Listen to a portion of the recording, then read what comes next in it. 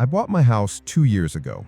A quiet street, modest HOA, backyard big enough for my 2 rescue dogs. At first, it felt like paradise. Sure, the HOA had rules, but they were manageable. Keep the lawn trimmed, trash bins put away, no blasting music. Easy enough. The neighborhood was peaceful, except for one thing: Karen.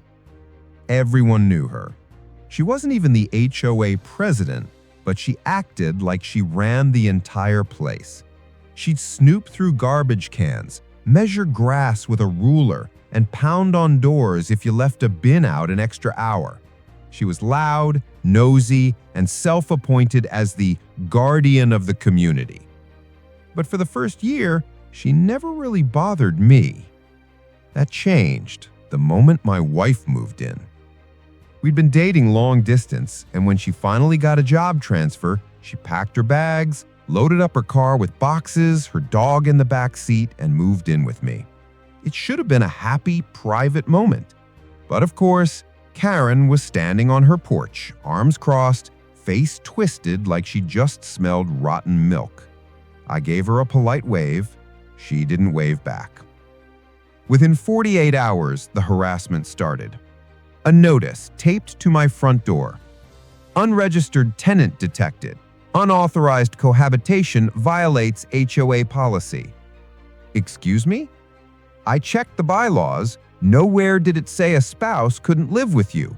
I wrote back politely, even attached an updated lease with my wife listed as an occupant.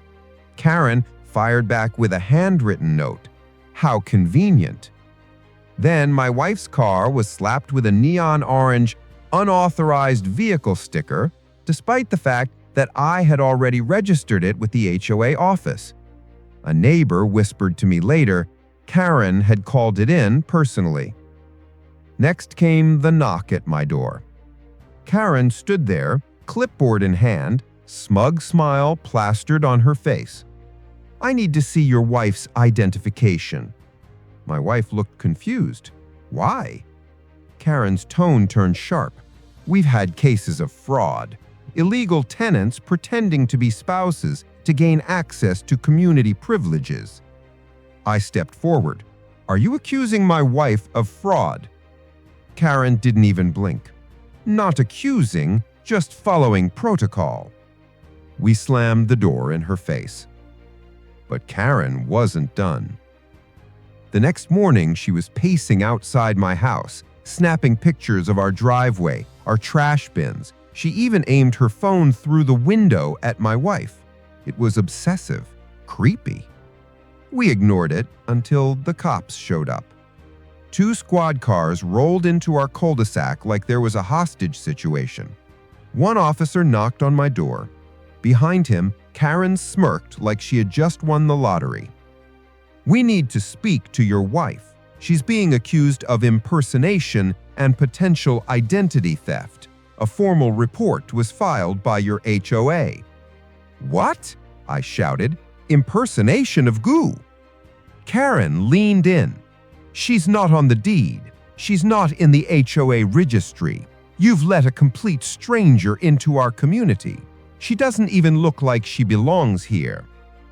My wife stood still, calm. Her jaw tightened, but she didn't argue. Instead, she walked back inside, retrieved her wallet, and handed the officers her driver's license and legal documents.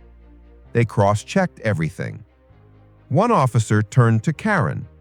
Everything checks out. She's legally residing here. But Karen wouldn't let go.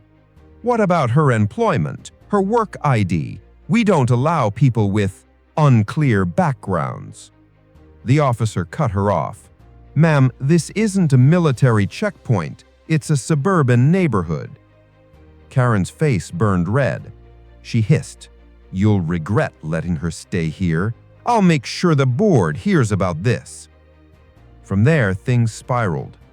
Trash cans tipped over, daily violation notices, my wife's tires slashed in the night, anonymous letters sent to my boss claiming I was harboring an undocumented woman. Karen's obsession was no longer petty. It was destructive. But strangely, My wife stayed calm, almost too calm. She'd leave me little sticky notes around the house. Breathe. It's almost time. Watch what happens. I didn't understand then, but I would. One evening, we came home from grocery shopping to find 3 HOA board members in our driveway, Karen leading the charge. She pointed at my wife. "We are issuing an emergency injunction. She must vacate immediately until we confirm her legal identity. She's a fraud, and I've already called the sheriff." My jaw dropped. This was insanity. But my wife? She just smiled. Calm, steady. "Oh, you want to confirm my identity?" she asked softly. Karen snapped. "Yes, for once in your life, tell the truth. Who are you?" Without a word, my wife reached into her purse, pulled out a sleek black ID card, and handed it to the arriving sheriff. He glanced at it, then did a double take. His whole demeanor shifted. "Ma'am," he said, standing taller now, voice respectful. "Thank you for your service." Karen squinted. "What? What is that?" The sheriff's tone turned sharp. "That's a United States Department of Defense ID.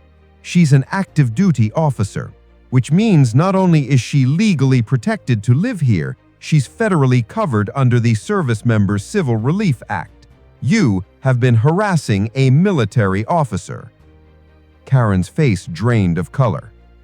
The sheriff continued, "You filed a false police report.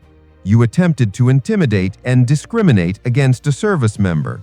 You're looking at potential civil and criminal charges." Karen stammered, I didn't know. She never said."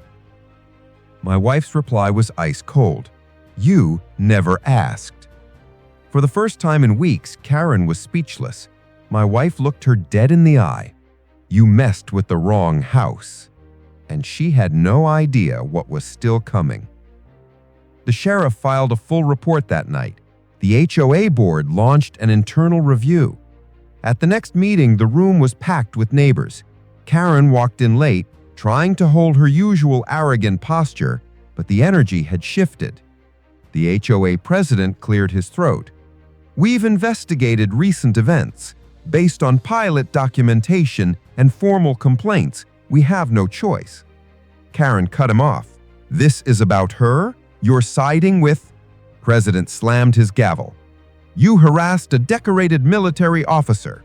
You misrepresented HOA authority. You attempted an unlawful eviction. Effective immediately, you are removed from the board." The treasurer added coldly, "You didn't build this board. You built a mess, and now it's over." Karen gasped, "You can't do this." But they could, and they did. The fallout was brutal. My wife filed a civil suit, harassment, defamation, emotional distress. With her military status, the courts took it very seriously.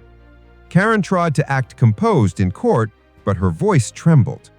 The judge ordered her to pay my wife $45,000 in damages. Her HOA insurance refused to cover intentional misconduct. She was on the hook personally. Word spread quickly. Neighbors avoided her. Someone vandalized her car. 3 weeks later, her house hit the market, listed well below value. She wanted out. And my wife? She sat on our porch with her tea, calm as ever, untouchable. Karen learned the hard way. Don't start wars you can't win, and never ever pick a fight with someone trained to finish them.